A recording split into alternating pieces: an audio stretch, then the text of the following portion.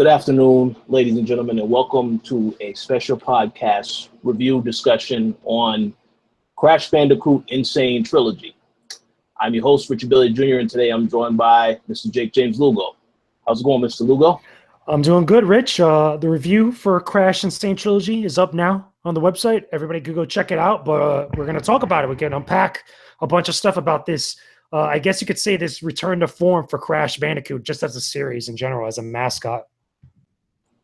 Absolutely, yes. I did see that a lot of people were looking forward to this game. It did come out on June 30th, and everyone's had positive things to say about it ever since it's been out. So, of course, you did get the opportunity to review the game. So I did want to give a shout out to Activision in advance, because I believe they did send you a advanced review copy. But first and foremost, just to dive in and give a bit of an introduction, could you please describe, for those that don't know, what exactly is the Crash Bandicoot N Sane Trilogy?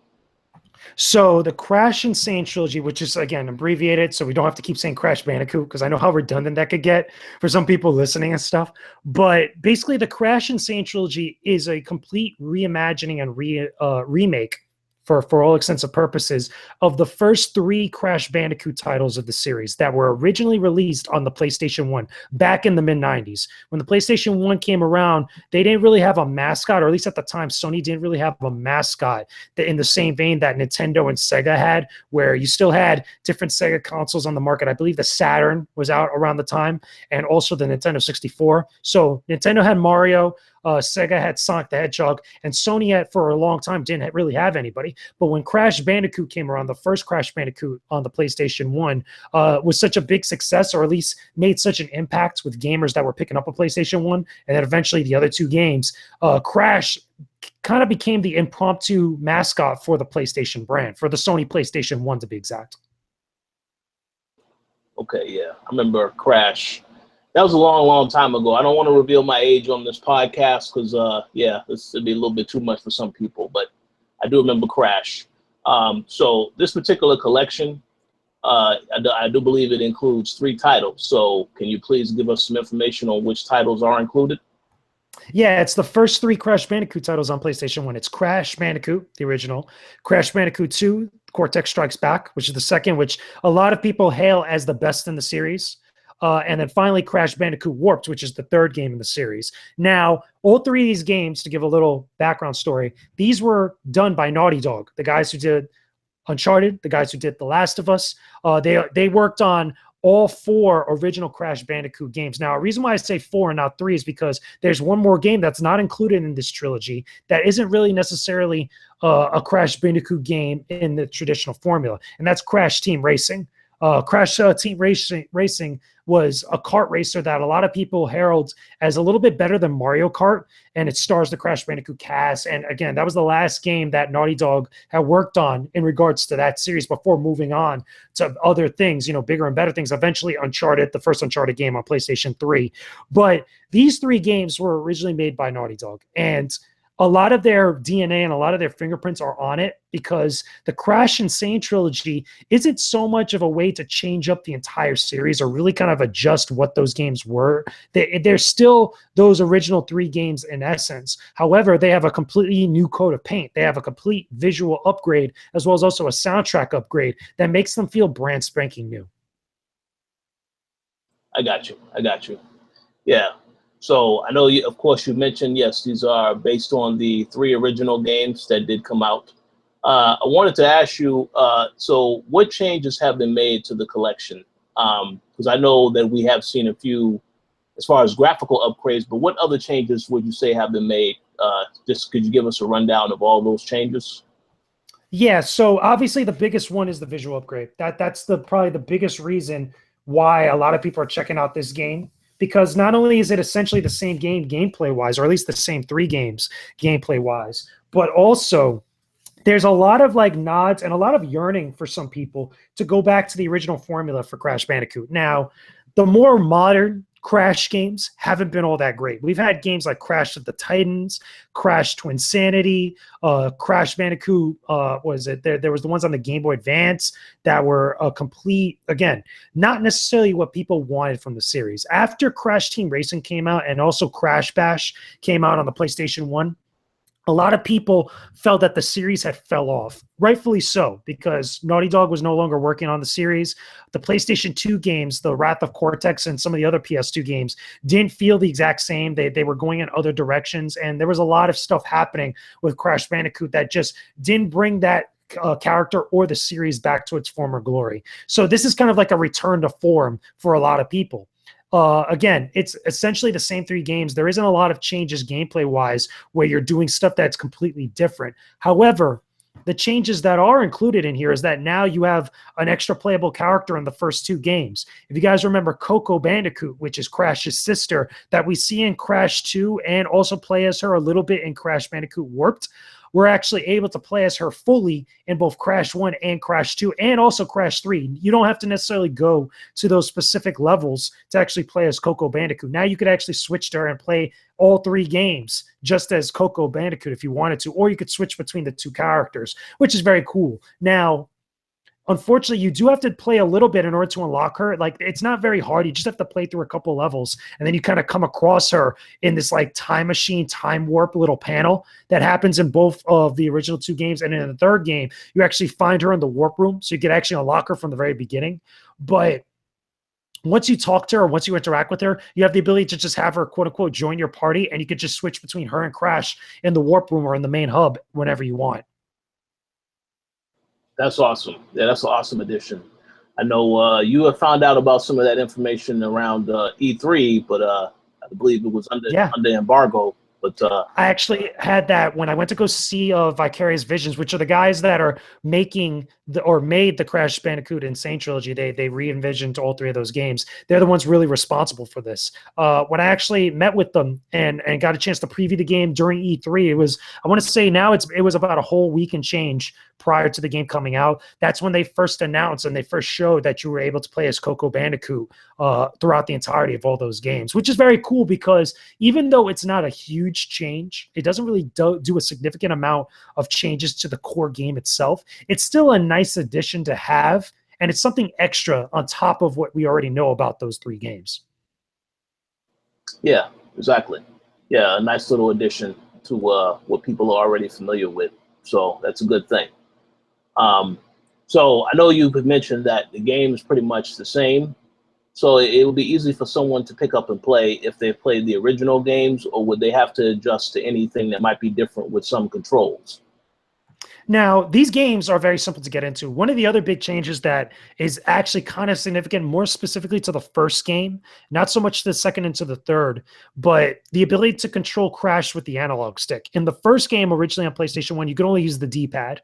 And a lot of people, they've played Crash Bandicoot over the years. It's mostly your default go-to is the D-pad. But I know in Crash 2 and Crash 3, you had the ability to use the analog stick, so it kind of changed things up a little bit.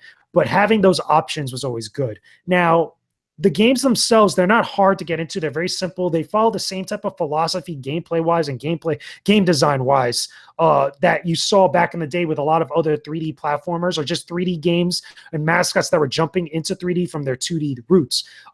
This was around the time when you had games like Mario 64, I think at one point, and also Sonic Adventure. Or at least, right before Sonic Adventure, like a lot of these mascots were jumping into the 3D realm for the first time, and they were still kind of figuring it out. So Crash went a little bit about it while borrowing some of the philosophies that you saw in the 2D designs on like Sonic the Hedgehog, but trying to apply it in a 3D space where it's still linear, but you're still getting a full scope of the environment around you. Now, how does that translate to like the control wise? Again, you're only going forward and backward for most of these levels, or side to side, depending if you're in that 3D jumping into space type of perspective, or if you're just seeing things from the 2D perspective, moving left to right, specifically in the bonus rounds for a lot of the gameplay. Later games in the series like Crash 2 and Crash 3 started implementing other stuff where you're able to control vehicles, you're jumping on top of like an animal, like a polar bear, and you're able to kind of like, control Crash as he's running through the level and stuff. That kind of mixes up the formula a little bit, but essentially that same type of philosophy and that same type of approach to the design of the games is found throughout all 3 games in the trilogy. I got you. Cool. Yeah, sounds good. So a few other quick questions I did want to ask. So I know you had mentioned earlier that there was a couple other Crash games that were made. You mentioned the Crash Team Racing. Do you think if this collection does well that they may consider doing that next, or do you think that they may try to consider doing other remasters of other franchises? Well, there's a couple different things about this. Number one, the reception for Crash and Sane Trilogy was actually staggering. Surprisingly so. A lot of people ended up buying or pre-ordering the game, and it actually sold out on Amazon at one point. I remember reading about it, which was a very big deal because this showed, and a lot of people have been talking about it for the longest time. We even saw this last year at E3. If you remember, when we went to the PlayStation conference, we actually saw the reception to that actual announcement when Sean Layden got on stage and he was talking about Crash Bandicoot who's making a return, and we're doing the Insane Trilogy. That was a pretty cool moment, but it actually showed and followed through by the time this game was coming out, where people scooped it up. So what does this mean for the future, not only of Crash Bandicoot, but also of other franchises? The biggest thing that this means is that if this does very well, I'll be very surprised at the MPD numbers next month to see if this actually sold very well. This might lead into other remasters for other series. Specifically, the biggest one that everybody keeps talking about right now for a number of different reasons is Spyro the Dragon. Now, we both know that Spyro the Dragon is right now involved with Skylanders and that whole other ordeal, because that makes Activision a lot of money. That's a very big franchise, a very big series that does very well, not just with the games, but specifically with the figures. That was a whole big Toys to Life fad that had happened, not only with Skylanders, where it started out, but also with Disney Infinity and also the Amiibo figures from Nintendo. But this shows that people, or at least that game, the Insane Trilogy, doing well, shows that people want those mascots back in their original forms, or at least going back to their roots like that. And Spyro the Dragon was another mascot on the PlayStation, or the original PlayStation, PS1, where people really resonated with. There was 3 Spyro the Dragon games on PlayStation 1 that people really, really loved. Now, Spyro is another character that's kind of gone more into obscurity even before the Skylanders stuff, but a lot of people seem to want that. And I'm pretty sure somewhere at Activision, or even between Activision and PlayStation, those discussions are being had, if they haven't been had already, about Spyro the Dragon, if not other characters. Again, who knows? Maybe we could get other revisitations to characters like Medieval or Medieval.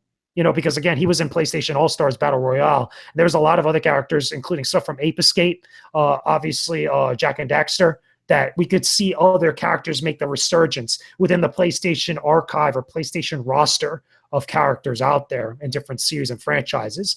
But Crash immediately, again, going back to Crash Bandicoot, we can maybe see a brand new Crash Bandicoot game that kind of goes back to these same type of roots, that isn't necessarily a remaster or a re-release, but also a new Crash game that just borrows elements of the way that these games were designed. I would love to see something like that, and I think a lot of people want that, because the new types of Crash Bandicoot games, you didn't see a lot of people really taking a liking to them, especially Crash of the Titans or Crash, Mind Over Mutant, where those games just really didn't do that well. They just felt too different and so removed from what really made Crash Bandicoot such a big deal on the PlayStation, or just with the PlayStation brand and the PlayStation fan base. So those is where I see at least things kind of going into, or at least what type of territory we could see, Vicarious Visions or just PlayStation in general moving into. Will we get like another Crash Team Racing or Crash Bash? Maybe. I don't think it's outside of the realm of possibility, especially when other people love Crash Team Racing. That was another game that got a lot of critical acclaim and a lot of praise, and a lot of people bought that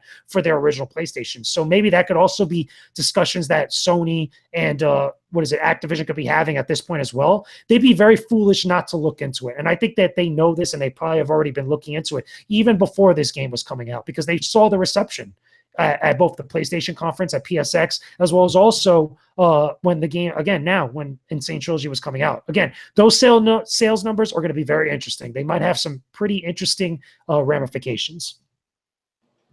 I think, yes, I think you made some great points all around. And I'm also interested in seeing the sales numbers. I know a lot of people they picked this up. They had pictures all over Twitter, all over their social media, having picked this up, all box copies. So, yeah, I'm very curious to see how it does sales-wise, but I'm pretty sure it is going to do very, very well. But we'll see about that. So 2 other quick questions I wanted to ask very quickly. So Now, for someone who, let's say that there is a fan that hasn't really heard of this series, they haven't really had an opportunity to jump into it, what would you tell them that to convince them that it is worth them looking into it? Well, I would say that it's definitely worth looking into if you want to see one of the original mascots or one of the original titles or franchises that really jump started the PlayStation brand as being a viable and very big time contender compared to some of the other big publishers at the time. Especially, again, this was during like the late parts of the console wars after the Super Nintendo, Sega Genesis stuff that was really rampant. This was during the jump to the 3D era, and a lot of the stuff that you see for a lot of other 3D platformers besides Super Mario 64 really came from games like Crash Bandicoot. Specifically, in my personal opinion, Crash Bandicoot 2 Cortex Strikes Back. That's the game where I urge anybody that picks up the Insane Trilogy, that's the game that you start with the most. It's smart, and I get it, the rationale and the thinking to go to Crash 1 to Crash 2 to Crash Warped like that. It makes sense, especially because that's the chronological order those games came out and the way that they're designed. But in my opinion, what I said in the review for the Insane Trilogy is that, to me, the most archaic game is Crash Bandicoot, the original. It just doesn't, it hasn't really aged too well, even with the reimagining and the re-envisioning of this game within this trilogy. There's still some stuff that I feel like Vicarious Visions could have changed up a little bit and made it so that way all three games are uniform together. I feel that was a missed opportunity because they really kind of made decisions where things were kind of done to keep the authenticity to them, to make them still feel like the games how they were back then. And I understand that logic, and I get it, especially when you're trying to cater to that fan base that loves this series, that loves this character. But I feel like in the modern day, when you're bringing this character back, even though you're going back to his roots, those types of things that were wrong with those games, the stiff controls and the stiff jumping for Crash Bandicoot 1, the driving controls in Crash Bandicoot Warped, some of the the animal, like, riding levels when you're actually riding the polar bear and stuff, those could have been adjusted in Crash 2. Little things like that I feel like could have been changed up and it would have been better for the overall package. They just decided not to do that because they understand that a lot of people love those games in the way that they were back then. There's a lot of nostalgia that drives that. However, if we're really going to kind of like say what could have made this collection the definitive versions of this game or these games in general, or what could have really pushed Crash Bandicoot into the limelight and really gotten a lot of critical acclaim, it would have been to make those types of decisions. And they just didn't do that. So that was the one biggest thing for me that was a missed opportunity. But getting back to your question, I would say, like, just again, dive into Crash Bandicoot 2 if you're going to pick up this game. If you're really curious about having a collection of games, that's a great value, by the way. It's $40 last time I checked over at GameStop and stuff. And you're getting 3 of some of the best platformers that were released back on the PlayStation 1, reimagined and given new life with just the aesthetic, with the way that they're presented, and all the other kind of like extra stuff that's added to it. Just besides the little nitpicks that I have, you're still getting a great collection of games here. So dive into Crash 2 and then kind of explore the other games afterwards. And then you'll really see what makes Crash Bandicoot so special. Awesome. Yeah, and you actually answered my final question, because I was going to ask you if you would say that this is one of the better remasters you've seen in terms of a lot of the... Okay. Easily. This I feel is the right way to go about rebooting. Well, not rebooting, but kind of like re-releasing a classic series like that. There's been other re-releases, and we have another one coming up sometime down the line. I don't even think we have a release date for it, but the Shadow of the Colossus re-release that's going to happen on PlayStation 4, which is kind of following the same type of approach to it. When it comes to re-releasing the game, where it's just a visual upgrade, but it's still essentially the same game. I understand that. This is a good way to go about it, especially when you're trying to cater to that audience that loves it. However, I think they could go a little bit further if they could just, again, have small little adjustments here and there. So if they decide to do a Spyro the Dragon re-release, to go back to those 3 Spyro the Dragon games on PlayStation 1, then definitely just do everything that you did right with this release, but then just adjust the little small nitpicks of what was wrong with those games. And then you'll have a perfect re-release. Cool. Good advice.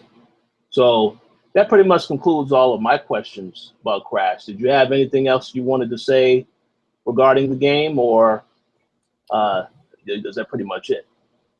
That's really about it. Again, I encourage you guys to read the review I go into more detail about all 3 games. Again, I speak a little bit more general than just nitpicking every single thing about every single game, because essentially these are the same exact games that they were back on the PlayStation 1, but it's good to kind of touch on some of the little nuanced stuff that's very important about this trilogy. But it's still something that I recommend, that if you want another good game for your PlayStation 4 library, or if you're going to get it, you know, physical or digital like that, there's nothing wrong with picking up this game. Even if it's not a bargain bin yet, just drop the $40 and dive in. I feel like it's worth the actual price experiencing again, or if you never experienced it before. And especially as time goes on, when it becomes a bargain bin title down the line, it's still going to be a great value. You're getting 3 of the best platformers that were released on the PlayStation 1 and reimagined, given new life. That's the best way to put it.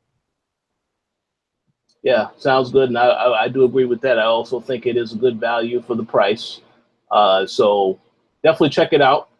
And thanks once again to Activision for allowing you to review the game, allowing us to see the game during E3. We're very appreciative of that.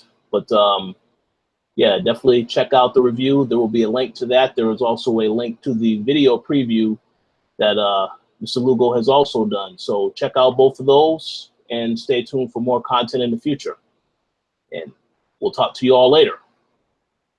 Peace out, everybody.